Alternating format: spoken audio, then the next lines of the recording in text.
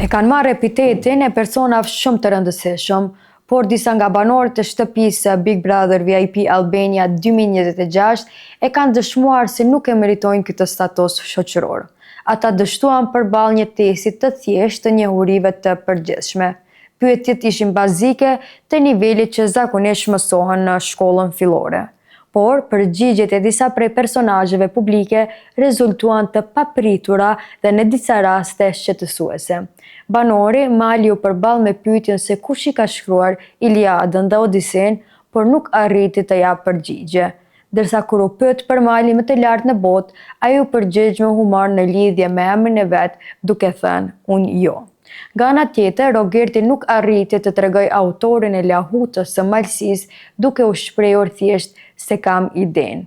Ai gjithashtu u pyet se në cilin qytet ndodhet Muzeu i Luvrit dhe u përgjigj në Gjirokastër.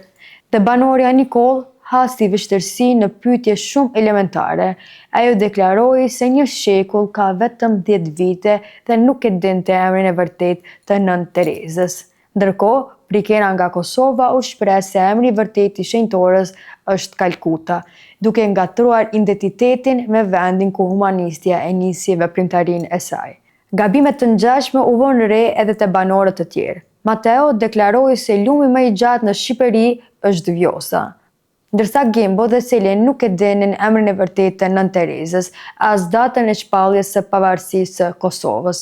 Selin shtoi se një shekull përbëhet nga 15 vite.